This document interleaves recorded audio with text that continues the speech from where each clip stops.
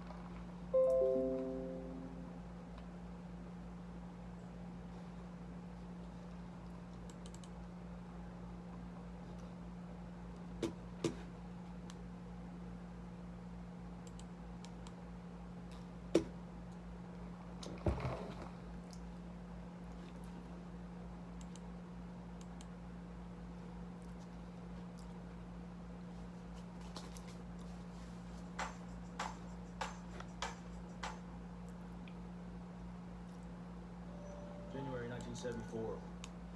January 1974.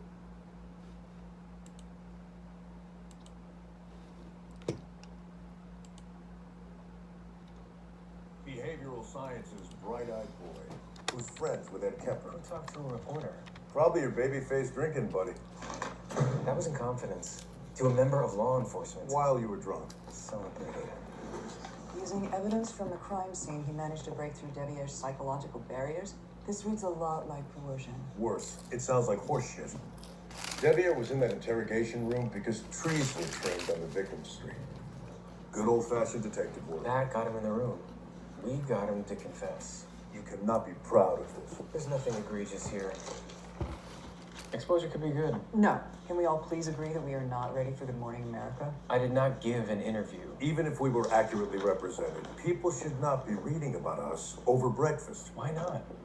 Just because. No.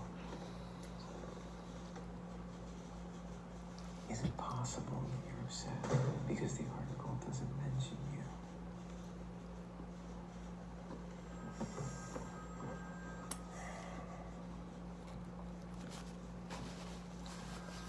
Hi, Susan. It's Dr. Wendy Carr. I need to book a flight tomorrow.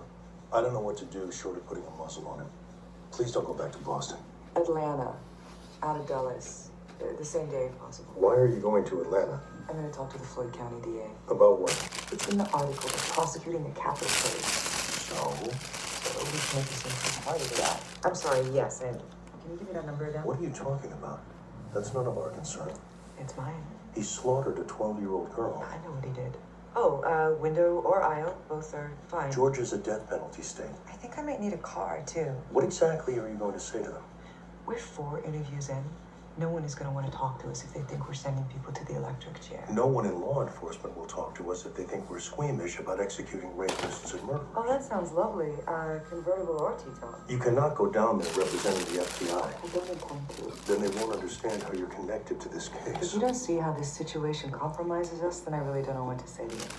I'm sorry. I'm so distracted. Can you give me that number one more time? Go with her. You got us into this.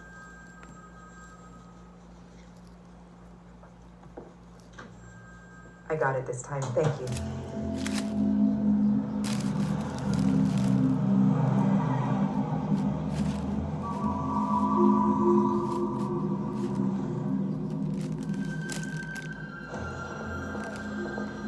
Follow my lead. I'm used to talking to law enforcement. District Attorney Mayweather, thank you for meeting with us on such short notice. Oh, Esther, please, I am delighted to meet the man who delivered me June Devier. My pleasure. Professor Carr is a consultant at the FBI, and she has been instrumental in developing a program. I'm sorry, I have as long as it takes to finish this sandwich. We have been interviewing extremely violent offenders, the worst of the worst. Now, this involves establishing an element of trust so that they offer information to us voluntarily. We try to be objective because what they have to say is valuable. But if they see that our techniques are being used to eradicate them, then Now, how would your techniques be used for that? Agent Ford assembled a psychological sketch of Mr. Devier based on our research, which was used to secure a confession. So if he's convicted and executed, then... Honey, we don't kill criminals. They kill themselves. What does that mean? It's their behavior that puts them in that chair. Well, actually, When I it's- talk to a jury, I always ask, do you watch TV? Most of them do. I say, who watches the cop shows? Right there, you know whether you've got a smart jury or a stupid one. So I say, forget TV, because it'll never show you the experience of the victim. No. You will never hear the cries of a woman being raped on the Rockford Files. You won't smell burning flesh from the cigarettes being put to her body on Hawaii 5. I'm not arguing prosecution strategies. I'm simply... And I'm not done talking. My point is that when you go from an abstract idea of murder to the visceral reality, you can no longer be objective. Only when you feel the pain of those victims and their loved ones can you know the magnitude of the choice that killer made. And it's that choice that seals his fate. Well, there's no reason to kill people when we have the wherewithal to lock them up. These people spend the rest of their lives in horrendous conditions, which most likely reflect the environments in which they were raised. And I'm sorry, but maybe instead of debating the pros and cons... Yes. Cut to the point. Are you actually asking me to shoot lower than capital punishment so it won't reflect poorly on the FBI? Not the FBI. I'll look. Behavioral science. If it's compromised, I'm afraid that we won't be able to achieve the ultimate goal, which is to hopefully prevent this type of crime from being committed. I am asking you to consider life without the possibility of parole.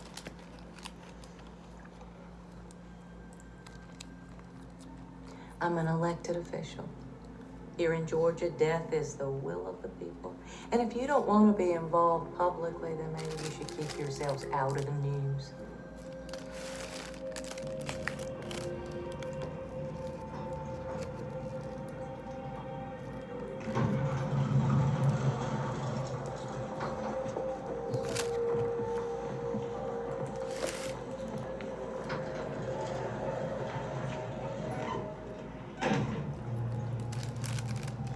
What did you expect? Reasonable conversation.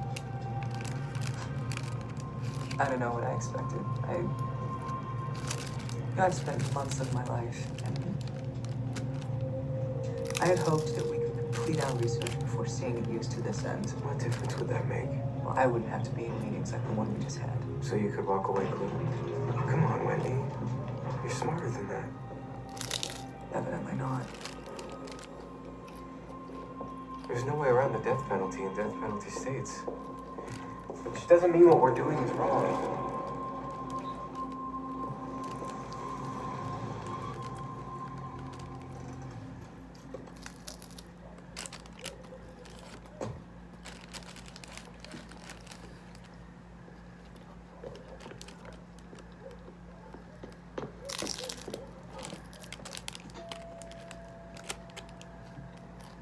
Hi.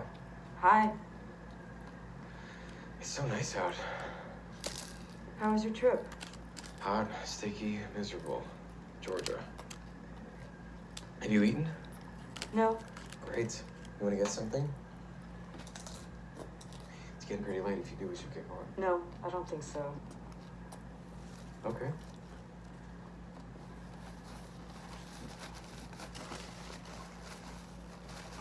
Are you still mad? Are you... What exactly are you? Must I be something?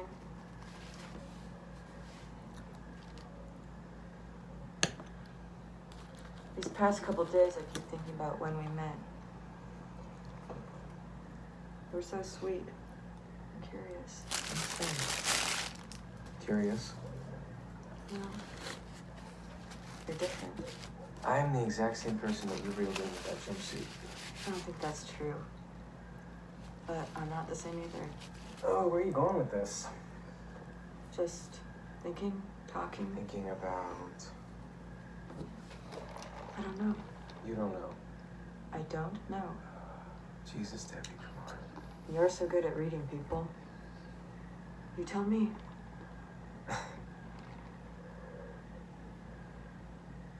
Okay. Well, when I first got here, you didn't get up to greet me. And you didn't invite me inside, but you won't come to dinner with me. You've been sitting here this whole time with your arms crossed, which I know from you is a bad sign. You've been in a shitty mood the last 10 times we've been together. You're always starting arguments. And you've been assessing me in a very negative light. And in spite of your recent confusion about your degree, you stay up late every single night doing homework, leaving me to go to bed alone. When I first got here, you offered me a sip of your wine, which could be construed as welcoming, but even though you knew that I was coming from the airport, you didn't bring an extra glass. And half the bottle is gone. Which means you're trying to take the edge off so that you can break up with me?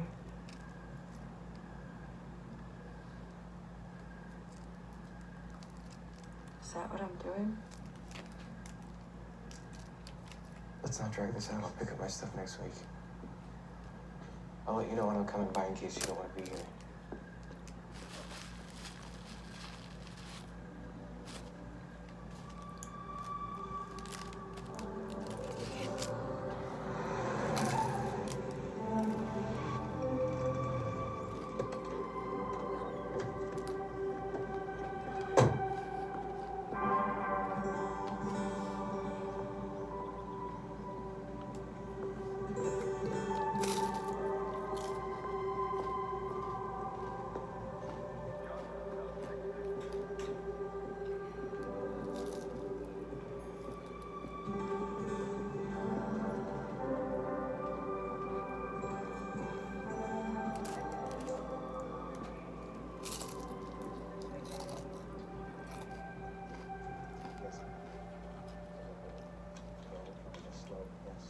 You take this?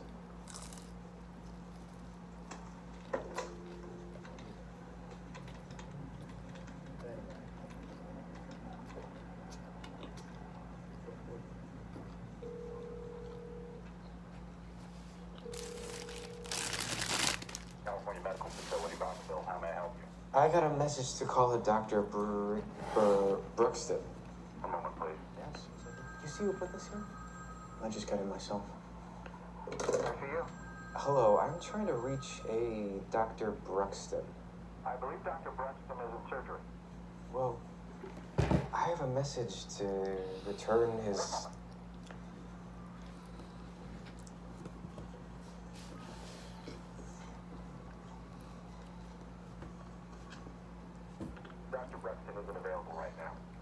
with the FBI. My name is Holden Ford. Oh, yes. He's expecting your call. Can you tell me what this is about? You listed as medical proxy to one of our patients. I'm sorry, there must be some kind of mistake. I don't think so. Edmund Kemper specifically named you as his proxy. At this point, though, he is out of danger. Danger? Mr. Kemper tried to take his own life last night. Are you sure? Yes, sir. That's impossible. I can't Mr. think Kemper that. came out of surgery at 4:30 a.m. He's doing well. He's in recovery.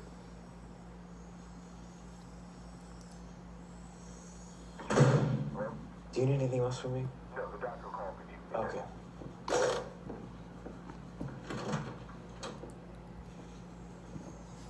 It seems the Office of Professional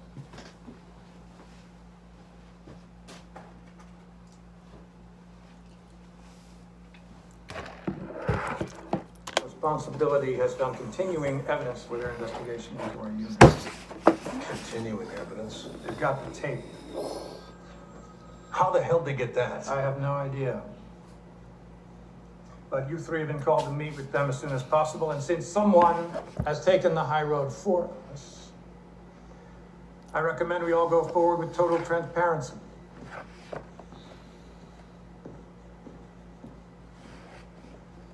Bro, what's up, bitch?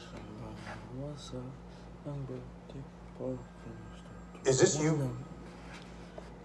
Fuck you, Bill. Ah, fuck you, Bill.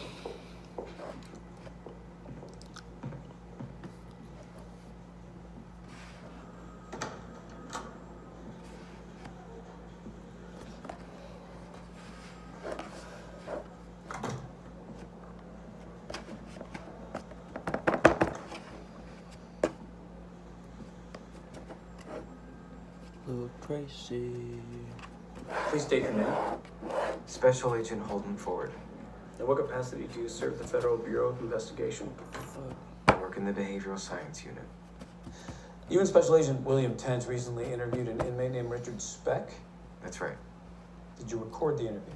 Yes, Which of you recorded the interview? I did. You and Agent Tench interviewed several inmates over the past few months. Did you record those too? Yes, Who did the recording? I did. For what purpose? Archival purposes, documentation. Is this trying, Agent Ford? I'm sorry. Do you find this process trying? I find it unnecessary. What did you do with the recording of the Speck interview when you returned to Quantico? I gave it to Agent Smith to transcribe it. Did he transcribe it? Yes.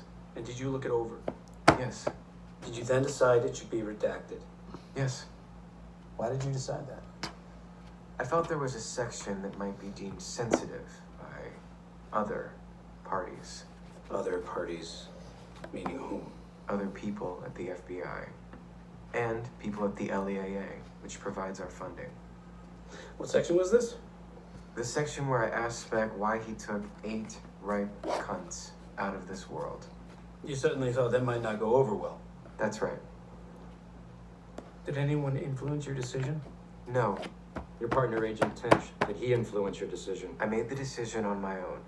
What happened once you decided this section was too sensitive to appear in the transcript? I asked Agent Smith to take it out. Are you Agent Smith's supervisor? No, Who knew about the redaction at this point? I knew Agent Smith and Agent Tench. When the three of you met with us to discuss Richard Speck's complaint, whose decision was it to bring us only the redacted transcript? It was my decision. An unspoken agreement? Yes, Did you ask Agent Smith to lie about erasing the tape? not in so many words. What does that mean? I looked at him. I asked him to lie with my eyes. Did redaction become known to other people in the behavioral science unit? Is this amusing, Agent Ford? It might be, if it weren't so feeble. I beg your pardon? You think I don't know what you're doing with this principal's office bullshit? This is what I do with violent offenders, only much better. Agent Ford, you stand accused of lying to the FBI. Do you realize how serious that is? You used your badge to gain access to the California Medical Facility without any official approval. To interview our first subject, Henry Kemper, whose feedback monster program. We're not concerned with what you consider to be your achievements. We're concerned with your methods. The language you used with Richard Speck in the unredacted interview reflects extremely poorly on the Bureau. How about calling him a shit stain? see what I mean? Agent Ford, listen to what we're telling you. Flashing your badge is one thing. Suppression of evidence is a serious offense. You're developing a pattern of behavior that will not sustain you I here. just got back from Georgia, where my behavior led to the arrest and confession of a man who raped and murdered a 12-year-old girl. Surely my partner told you about that. Your partner also expressed reservations about the way you handle yourself. You're playing us off each other. He substantiates our concerns about your comportment as a federal agent. We have that on tape, if you care to listen. Fuck yes. Agent Ford, if you leave, I can't help you. I have to write up a report on this interview. It will go down on your permanent record. You're making a terrible mistake. The only mistake I made was never doubting myself.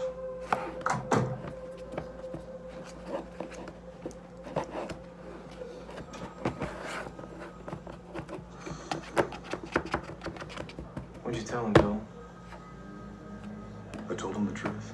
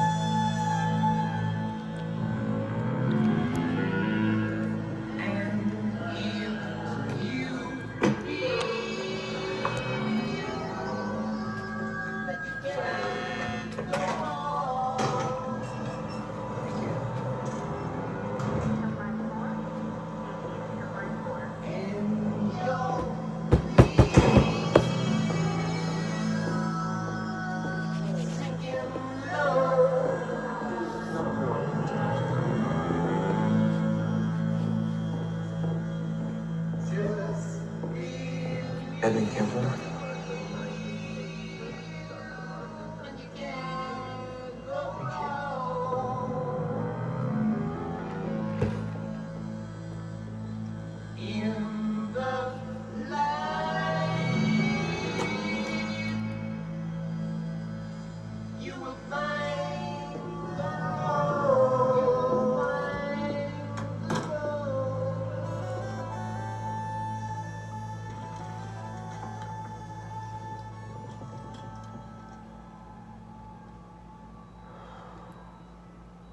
You came.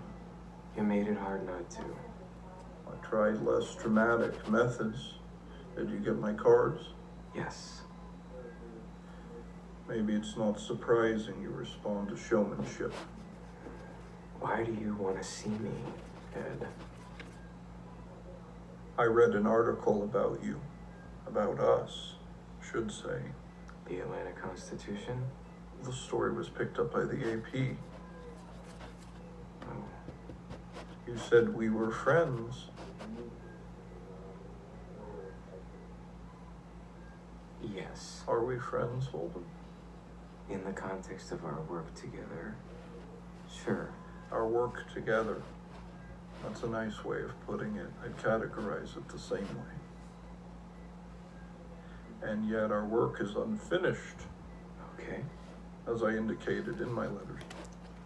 You have more insights. I do.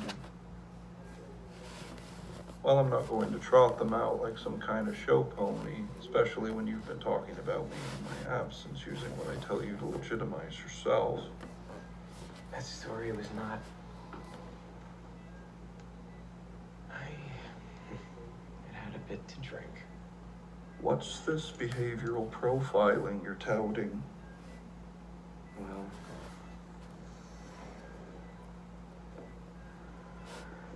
It's a way to determine a criminal's psychology based on crime scenes and personal characteristics. I love that. What's my psychology? I can't really tell you that. You can't, or you won't. It's shop talk, Ed. My favorite.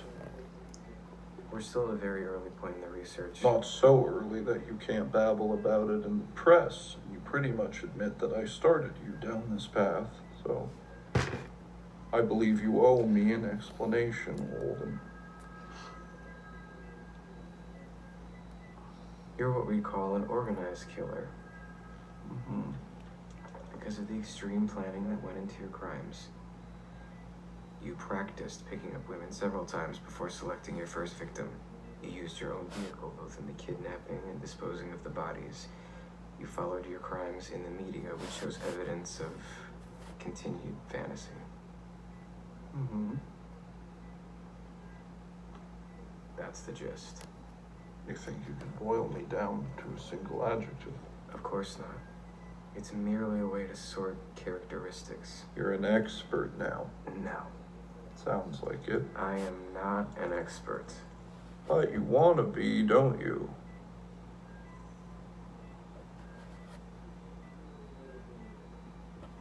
Yes.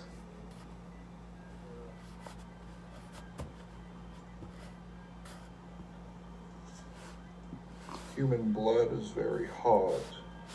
On a cold, humid morning, you can see its steam.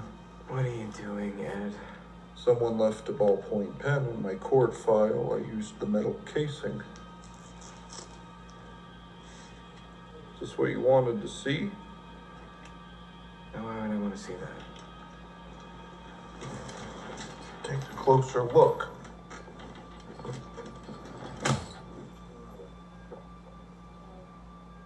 That's okay. Really. You know, women were initially indifferent to me. They weren't interested in sharing. My whole life, no one wanted to interact with me, not even our cats, when I was a kid.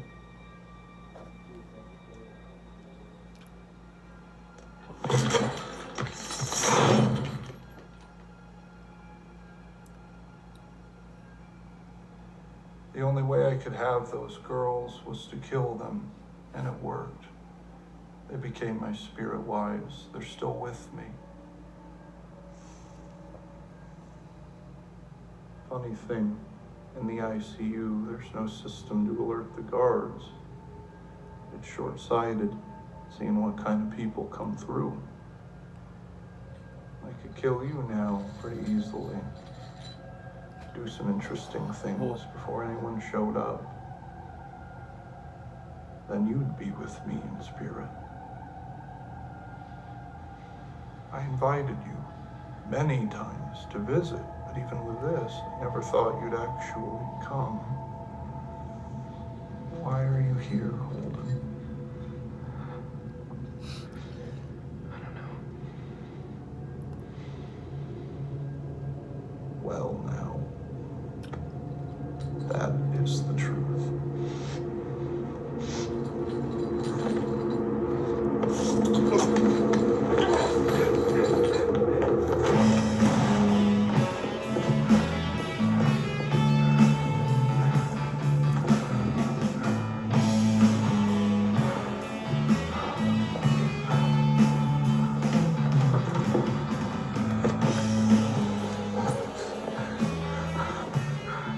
Are you all right?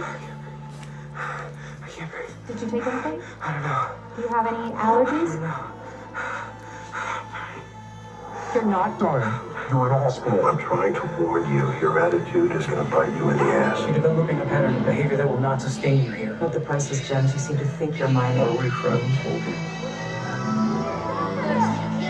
Who are you, the fucking thought police? Torture, mutilation, that is your world, and it has made you paranoid.